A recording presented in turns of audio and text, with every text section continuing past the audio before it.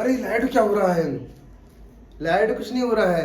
आज हम स्टार्ट करने वाले हैं क्लास 10 साइंस का एक मोस्ट इम्पोर्टेंट चैप्टर, इलेक्ट्रिसिटी। तो बच्चों, एक छोट इंसान जो है बिना खाना खाए बिना पानी पी रह लेगा, लेकिन बिना फोन के बिना टीवी के बिल्कुल नहीं रह पाता है। इनफैक्ट चाहे एसी हो, कूलर हो, पंखा हो, फ्रिज हो, टीवी हो, कुछ भी हो, सब के सब इलेक्ट्रिसिटी पर डिपेंड करते हैं। तो मानने वाली बात बच्चों यहाँ पे ये है कि इलेक्ट्रिसिटी हमारे जीवन का एक महत्वपूर्ण अंग बन चुका है। तो एक्चुअली बात उठती है, सर ये इलेक्ट्रिसिटी आती कहाँ से है, जनरेट कहाँ से होती है? तो इसके बारे में हम इस चैप्टर में पढ़ेंगे। My name is Rohit Tiwari और आपका स्वागत है आपके अपने ब्यूटीफुल चैनल फिजिकल दुनिया में। वीडियो को लेट न करते हुए इसे हम करते हैं फटाफट स्टार्ट। तो बच्चे हम जान लेते हैं कि इलेक्ट्रिक चार्ज क्या होता है।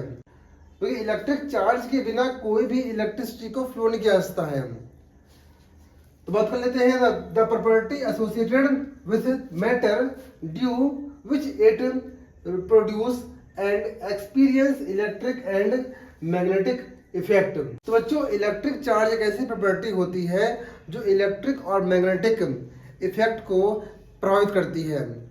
मतलब यदि मैं बात करूं इस टॉर्च की, तो इस टॉर्च में आपको एक रेड कलर, ब्लू कलर ऐसी लाइट आपको देखने को मिलेगी। तो ये जल कैसे रही है? क्योंकि इसमें क्या है, भरे हुए हैं सेल, और इस सेल में क्या है, पॉजिटिव और नेगेटिव चार्ज होते हैं। जब ये सेल इस बल्ब के संपर्क में आता है तो एक इलेक्ट्रिसिटी प्रोड्यूस करता है। तो ये प्रोड्यूस कैसे कर रहा है? क्योंकि इसमें चार्ज जो हो रहे हैं, फ्लो हो रहे हैं। तो चार्ज का फ्लो के कारण ही कोई भी इलेक्ट्रिसिटी जनरेट होती है। वो चार्ज जो होते हैं कौन से होते हैं? पॉजिटिव और नेगेटिव। तो बच्चों, मेरे कहने वाली बात यही है कि ये पॉजिटिव और नेगेटिव चार्ज क्या होते हैं? एक ऐसी प्रॉपर्टी होती है जो इलेक्ट्रिसिटी को फ्लो करने के लिए काम आती है। ठीक है ना? तो इस पॉजिटिव और नेगेटिव चार्ज मिलकर ही इलेक्ट्रिसिटी जनरेट करते हैं। अब इस चार्ज की जो एसआई यूनिट होती है वह होती है कूलम्ब। क्या होती है? कूलम्ब। तो कूलम्ब कौन है? कूलम्ब एक साइंटिस्ट है जिन्होंने इलेक्ट्रिक चार्ज की खोज की थी और उन्होंने अपने नाम पर क्या रख दिया, उसकी यूनिट रख दी। तो हम बात करें जब पॉजिटिव हो या नेगेटिव हो, उस चार्ज कितनी फ्लो से किसी भी वायर में फ्लो होता है, ये चार्ज की वैल्यू कितनी होती है, या कहें तो कितनी स्पीड से यह किसी भी वायर में फ्लो होता है। तो हम बात करें चार्ज की, तो चार्ज की जो वैल्यू होती है कितनी होती है? 1.6 × 10⁻⁻19 कूलम्ब। ठीक है? पॉजिटिव के लिए पॉजिटिव आएगा, नेगेटिव के लिए यहाँ पे नेगेटिव आएगा। तो ये होती है वैल्यू, और इतनी स्पीड से ये मतलब जो है किसी वायर में आकर के फ्लो होती है। ठीक है? तो ये हुआ हमारा चार्ज के बारे में पूरा बेसिक। अब बच्चों, हमारा आता है इलेक्ट्रिक करंट। इसके अंदर चार्जेस का क्या होता है? फ्लो होता है। The amount of charges flowing through a particular area. Amount of charges flowing through a particular area in unit time. मतलब एक पर्टिकुलर टाइम पर अमाउंट ऑफ चार्जेस जब किसी भी वायर में फ्लो होते हैं उसे कहते हैं इलेक्ट्रिक करंट। जैसे हमारे घरों में आपने देखा होगा, बटन चालू किए, स्विच ऑन किया, पंखा ऑन हो गया। आपने देखा होगा हमने स्विच ऑन किया और फैन क्या हो गया? ऑन हो गया। हमने स्विच ऑन किया, लाइट ऑन हो गई। हमने स्विच ऑन किया, कूलर चालू हो गया। कैसे हो गया? क्योंकि जैसे हम स्विच ऑन करते हैं तो अमाउंट ऑफ चार्जेस जो होते हैं वायर के थ्रू उस दूसरे सिस्टम में जाकर के पहुंचते हैं। तो कैसे, उसी को बोलते क्या हम? इलेक्ट्रिक करंट बोलते हैं। ठीक है? इसको हम और चीज जानते हैं, इसे समझते हैं एक पर्टिकुलर एग्जाम्पल से। हमारे पास क्या है? ये लगा हुआ है हमारे पास क्या? कूलर। क्या है हमारे पास? कूलर है। गर्मी का समय चल रहा है। तो अब यहाँ हमारे पास क्या है, स्विच बोर्ड है और इस पे लगी हुई है क्या, वायर। हमने स्विच ऑन किया तो इसमें वायर में क्या है, बहुत सारे एटम्स भरे हुए हैं। और जब स्विच ऑन करते हैं तो इसमें क्या होते हैं, अमाउंट ऑफ चार्जेस फ्लो होते हैं और एक दूसरे को धक्का मारते मारते मारते मारते मारते मारते मारते इस इंस्ट्रूमेंट पे पहुंचते हैं और कंटिन्यूसली चार्ज का फ्लो होने से हमारा जो होता है ये कूलर ऑन हो जाता है। क्योंकि यहां से चार्ज का फ्लो होना मतलब क्या, एनर्जी को डिस्ट्रीब्यूट करना।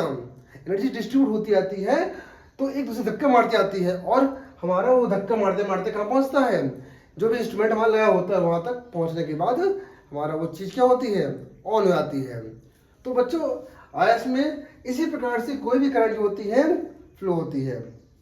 बात उठती है सर इलेक्ट्रिक करंट ठीक समझ आ गया क्या होता है, लेकिन इसकी यूनिट क्या होती है, इसको कैसे मेजर करते हैं। तो बच्चों हम बात कर रहे हैं इसके फॉर्मूले की। तो इसका फॉर्मूला होता है I is equal to Q upon T। Sir ये I क्या है, Q क्या है, T क्या है, अरे थांबा थांबा थांबा रुक जाओ, बता रहे हैं। I क्या है हमारा, I है हमारा इलेक्ट्रिक करंट। क्या है, इलेक्ट्रिक करंट। Q क्या है, Q क्या है, अमाउंट ऑफ चार्जेस। क्या है, अमाउंट ऑफ चार्जेस। T हमारा क्या है, टाइम। एक पर्टिकुलर टाइम पे अमाउंट ऑफ चार्जेस का फ्लो होने से इलेक्ट्रिक करंट क्या होती है, जनरेट होती है। ये हमारा हो गया इसका फॉर्मूला। और हम बात करें इसके SI यूनिट की, तो इसको किससे मेजर करते हैं, एम्पियर से। किससे करते हैं, एम्पियर। और एम्पियर कौन है, एम्पियर साइंटिस्ट नाम है जिन्होंने इलेक्ट्रिक करंट को खोजा रहा है, डिस्कवर किया था, इसलिए उन्होंने अपने नाम पे रख दिया एम्पियर। ठीक है, हम भी अब यदि कोई इन्वेंट करेंगे कोई चीज का तो रख देंगे क्या, रोहित तिवारी यूनिट्स की, या तिवारी यूनिट या रोहित यूनिट। तो वो चीज है साइंटिस्ट ने क्या किया था, अपने नाम पर ही उस यूनिट को रख दिया था। ठीक है, बढ़ाया तक। अब सर बात उठती है, ठीक है हम इलेक्ट्रिक चार्ज पढ़ लिए, इलेक्ट्रिक करंट पढ़ लिए। अब ये जब ये इलेक्ट्रिक चार्जेस किसी वायर में फ्लो हो रहे हैं, यदि मैं तार को तोड़ दूं, तार को बेसिक काट दूं मैं, क्या तब भी इलेक्ट्रॉन्स बहेंगे, या तब भी अमाउंट ऑफ चार्ज फ्लो होते हैं। तो इसके बारे में हम बात करते हैं इलेक्ट्रिक सर्किट। तो बच्चों इलेक्ट्रिक सर्किट जो होता है तो क्या होता है, a continuous and closed path of an electric current is called a electric circuit. मतलब जब किसी वायर को बीच से ब्रेक करते हैं तो क्या होता है, और नहीं करेंगे तो क्या होता है, इसे हम जानते हैं एक इलेक्ट्रिक सर्किट के माध्यम से। तो मान लीजिए हमारा क्या है, यहाँ पे कोई बल्ब लगा हुआ है, ठीक है, ढिंचक ढिंचक ढिंचक ढा, निगेटिव पॉजिटिव। और ये हमारे पास क्या है यहाँ पे, ये हमारा है ये, ठीक है। अच्छा ये हमारा स्विच है, ठीक है ना। अभी क्या है, स्विच क्लोज, मतलब क्या है, अभी ओपन है। ये क्या हमारा ओपन है। ये हमारा क्या है, बैटरी है, बैटरी में नेगेटिव और पॉजिटिव टर्मिनल है, हमारा बल्ब हो गया, ठीक है। यहां से हमारा करंट क्या होगा, फ्लो होगा। तो यहां से जैसे हम बैटरी को टच करते हैं तो लगाने के बाद अभी स्विच ऑन है, मतलब अभी स्विच क्या है, अभी हमारा ऑफ है, स्विच ऑफ में करंट फ्लो नहीं हो रही है। लेकिन लेकिन लेकिन लेकिन जैसे हम इसको क्या करते हैं, स्विच ऑन करते हैं, मतलब दोनों को ऐसे मिक्स करते हैं, तो हमारी क्या होगी, बैटरी के माध्यम से क्या होगा, इलेक्ट्रिक करंट फ्लो होगी। और फ्लो होने में क्या होगा, हमारा बल्ब इसको क्या करेगा, ग्लो करेगा, बल्ब ग्लो करेगा। तो जैसे ही हम स्विच ऑन करते हैं तो इलेक्ट्रिसिटी फ्लो होती है और हमारा क्या करती है, बल्ब ऑन होता है। लेकिन यदि मान लीजिए कहीं ब्रेक हो गया बीच से, तार टूट गया यहाँ पे, तो इलेक्ट्रिसिटी से करंट, मतलब बैटरी से जो है तो हमारा करंट फ्लो होगा, लेकिन यहीं तक आकर के रुक जाएगा, क्योंकि हमारा क्या है, यहाँ पे सर्किट पूरा नहीं हुआ है। तो आज में बच्चों यहाँ पे आपको कि कोई भी वायर यदि बीच से ब्रेक है, टूटी है, कटी हुई है, तो इलेक्ट्रिसिटी प्रोड्यूस नहीं होगी, क्योंकि इलेक्ट्रिक करंट जनरेट नहीं होगा ना यार। आज में इसे हम एक और एग्जांपल के लिए बात करते हैं। मेरे पास क्या ये जल रहा है, ठीक है ना, ग्लो हो रहा है, लेकिन यदि मैं इसमें से सेल निकाल दूंगा, देखिए सेल निकाल दूं मैं, तो क्या ये ग्लो करेगा? चेक करते हैं।